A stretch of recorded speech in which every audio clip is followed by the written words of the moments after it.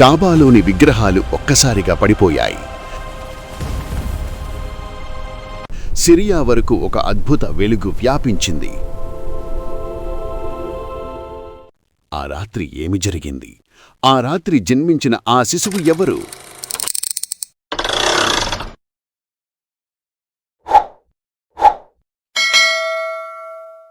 అది ఒక చీకటి యుగం. అజ్ఞానం ప్రపంచాన్ని కమ్మేసిన కాలం. మానవత్వం విలువ కోల్పోయిన సమయం. అరేబియా ఎడారుల్లో విగ్రహారాధన, అన్యాయం మరియు క్రూరత్వం రాజ్యమేలుతున్నాయి. ఆ కాలాన్ని జాహిలియ్యా అని పిలిచారు, అజ్ఞానయుగం. కానీ ఆ చీకటిని చెరిపివేయడానికి ఒక వెలుగు రావాల్సి ఉంది. సుమారు 570 క్రీస్తు శకం అరేబియాలోని పవిత్ర నగరం మక్కా. ఆ నగరంలో ఒక గౌరవనీయ కుటుంబం ఉంది, బనూ హాషిం వంశం. ఆ కుటుంబంలో ఒక పవిత్ర స్త్రీ. ఆమె పేరు ఆమినా బింత్ వహబ్. ఆమె గర్భంలో ప్రపంచాన్ని మార్చబోయే ఒక శిశువు ఉంది. కాని ఆ శిశువు జన్మించక ముందే ఆయన తండ్రి అబ్దుల్లా మరణించారు. ఆ శిశువు ఈ ప్రపంచంలోకి అనాథగా రాబోతున్నాడు.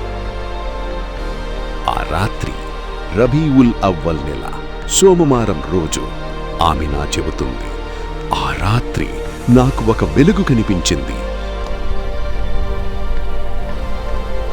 ఆ వెలుగు సిరియార్ వరకు ప్రకాశించింది. అది సాధారణ జననం కాదు, అది దైవ కరుణ యొక్క ఆవిర్భావం. ఆ రాత్రి ప్రపంచం మార్పును గమనించింది.